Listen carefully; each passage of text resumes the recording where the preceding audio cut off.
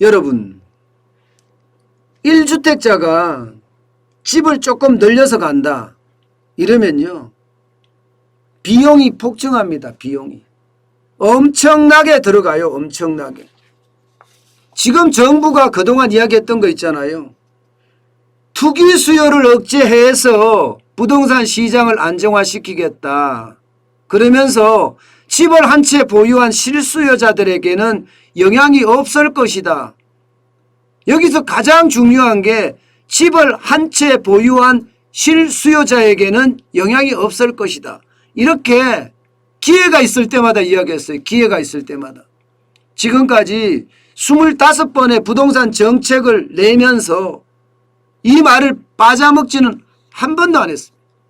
매번 이야기했어요.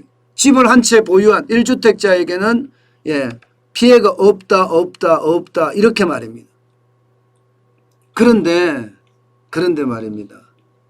실제로 1주택자에게 피해가 없느냐? 많습니다. 세금도 세금만큼 올라갔고요. 공시가격이 올라가니까 그죠? 공시가격이 올라가니까 재산세도 올라가고요. 게다가 지금까지 내지 않던 종합부동산세도 올라가고요. 여기에다가 건강보험료도 엄청 올라갑니다. 엄청. 건강보험료가 그야말로 눈탱이가 된다고 이야기해요. 눈탱이. 제가 이런 표현 잘 안 쓰지만 쓰겠습니다. 눈탱이 밤탱이 된다는 이야기 할 정도로 건강보험료가 엄청 올라갔어요. 게다가 말입니다. 더 심각한 것은 세금 폭탄도 세금 폭탄인데 더 심각한 것은 갈아타기 하기도 쉽지 않다는 이야기예요. 1주택자가 갈아타기 하기도 23평에서 30평대로 30평에서 40평대로 이렇게 아이들이 크는 데 따라서 갈아타기를 하잖아요. 그런데 이 갈아타기 하기도 진짜 어렵다는 이야기입니다. 그러면 여러분 매물이 안 들어와요. 매물이. 여러분도 알다시피 1주택자가 뭐 17평 살다가 20평대로 20평 살다가 30평대로 30평 살다가 40평대로 이렇게 옮겨가 줘야 되거든요. 그래야지 계층별로 주택이 나옵니다. 그런데 이 사람들이 안 옮겨. 1주택자들이. 왜 안 옮기냐 하면 비용이 너무 많이 들어가기 때문이에요. 예를 들어서 말입니다. 예를 들어서 12억짜리 집을 처분을 하고 15억짜리로 갈아타겠다 이러면요. 전체 들어가는 비용이 1억 2,362만 원입니다. 1억 2,362만 원. 와, 장난 아니죠. 이게 여러분 비용만 말하는 거예요. 비용만. 12억에서 15억으로 올라가는 3억의 비용은 빼고 말입니다. 실제 내가 써야 될 비용만 1억 2,362만 원이에요. 그러면 여러분들은 집을 갈아타겠습니까? 안 타죠. 1억 2,362만 원의 비용이 드는데 왜 탑니까?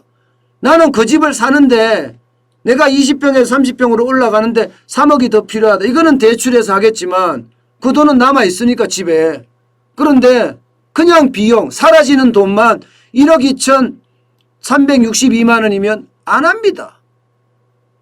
제가 거짓말 한다고요? 아닙니다. 거짓말 안 합니다. 여러분 보세요. 이게 우병탁 신한은행 부동산 투자자문센터 팀장이 한국경제하고 같이 해서 조사한 내용입니다. 12억 원 아파트를 15억 원으로 갈아탈 때예요. 여러분 보세요. 양도세가 1,262만 원입니다. 그 다음에 취득세가 1,150만 원이에요. 게다가 신규 취득세가 또 들어가잖아요. 15억짜리를 사니까. 15억짜리 사니까 지금 얼마입니까? 거의 뭐 한 채면 1에서 4%죠. 1 내지 4%. 그러면 4,950만 원 정도 들어갑니다. 여기에다가 인테리어 비용이 5천만 원. 이거 싸게 잡아서 5천만 원이 인테리어 비용이요. 여러분 알다시피 인테리어 비용이 5천만 원이면 요즘 시세로 봐서는 진짜 싸게 잡은 거예요. 그렇게 했을 때 1억 2362만 원이 들어가요. 12억이 비싸다고요? 서울에서 여러분 12억이면 그렇게 큰 집이 아니에요. 그렇게 큰 집이 아니에요. 특히 강남에서는 12억에서 15억으로 갈아탄다. 이거는요, 예, 진짜 큰 집이 아닙니다. 국민 평형 정도 됩니다.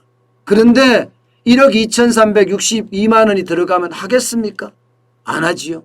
비용 폭탄에 누가 옮기겠습니까? 그러니 시장에는 매물이 안 나올 수밖에 없어요. 매물이 안 나올 수밖에. 그러면 시장이 매물이 안 나오면 여러분 어떻게 돼요? 매물이 안 나오면 물량은 없고 지금 시장에 거래됐다 하면 신고가, 거래 내용은 짧은데 거래량은 굉장히 적어요.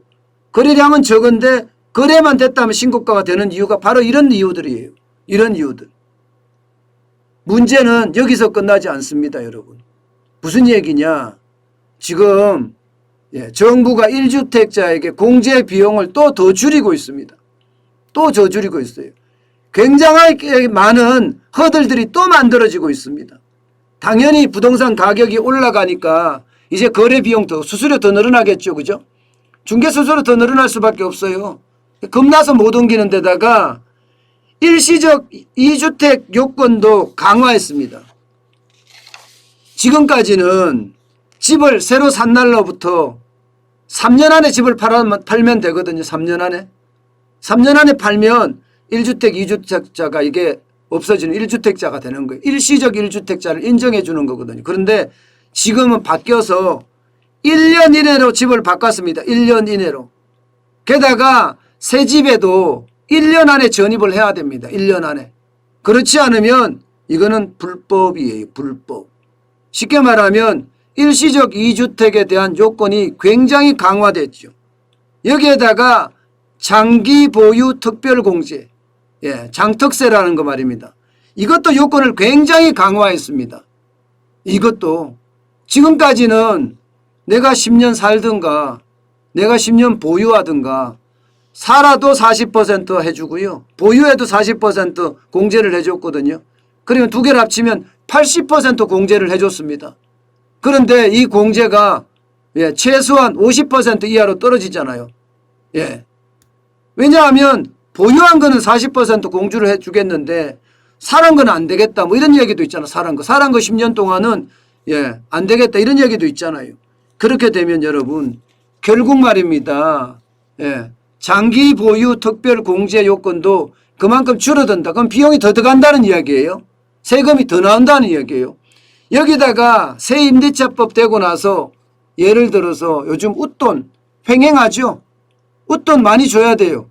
1년 전세 남았다. 그러면 나가게 하려면요. 옛날 같으면 이사비만 주고 나갈 수 있었거든요. 요즘은요. 적어도 5천만 원이 적어도 5천만 원. 5천만 원 줘야지 나간다고 이야기할 정도예요. 그러면 그 비용까지 생각을 하면 이게 결국은요. 포기하고 맙니다. 그러니까 1주택자가 갈아타기 하기가 쉽지 않다는 이야기예요. 비용 폭탄이 너무 세기 때문에. 결론적으로 말씀을 드리면 1주택자가 갈아타기가 어렵다는 건 서민의 삶이 서민의 삶 12억이 서민이다. 그럼 중산층으로 할게요. 중산층의 삶이 고달파지는 거고요. 점점 이렇게 옮겨 타고 갈아타기를 해야 되는데 그러지 못한다는 거. 비용이 너무 많이 들어가니까. 또한 시장 입장에서 보면요. 시장 입장에서 보면 물건이 많이 나와야 돼 시장에. 그래야지 시장이 원활하게 돌아갑니다. 이게 시장 경제거든요. 그런데 1주택자들이 갈아타기를 안 하니까 물건이 안 나와. 물건이 안 나오니까 매물 잠김이 아니라 아예 부동산 잠김으로 저는 가는 것 아닌가 이렇게 지금 보고 있습니다. 부동산 잠김으로 가는 것 아닌가. 저는 부동산 시장이 완전히 실패했다고 생각을 하거든요. 이대로 가면 뭐 다 그렇지만 전 다 그렇지만이라고 해요. 아예 뭐 어느 거는 안 그렇지만이 없어요. 부동산 정책에 대해서는 완전히 실패라고 저는 보기 때문이에요. 이대로 가면 부동산 시장에 이미 정부가 없다고 이야기하는데 혼란은 점점 커질 겁니다. 저는 그렇게 보여요. 때문에 빨리 잘못된 정책들 완전히 폐기해야 됩니다. 쓰레기통에 구겨서가 아니라 부셔서 집어넣어야 돼요. 그래야지만이 부동산 시장이 제 기능을 발휘할 거예요. 부동산이 제대로 돌아가야지만 지금 금융도 점점 왜곡돼 가고 있는데 금융도 제 모습을 찾아가지 않을까. 그러면 물가도 제 모습을 찾아가지 않을까. 통화도 제 모습을 찾아가지 않을까. 저는 그렇게 생각합니다. 지금 부동산 정책 실패를 자꾸 땜질식으로 막다가 보니까 변죽만 울리게 되고 다른 정책까지도 지금 더 망가지는 그야말로 줄 시장 폐업이라고 해야 되나 줄 폐업이라고 해야 되나요? 정책이 완전히 줄 실패 형태가 나타나고 있는 것 아닌가. 저는 그렇게 지금 생각을 하고 있습니다. 그 어느 때보다 시장을 매의 눈을 가지고 돌아볼 필요가 있다. 이 말씀을 다시 드리겠습니다. 네.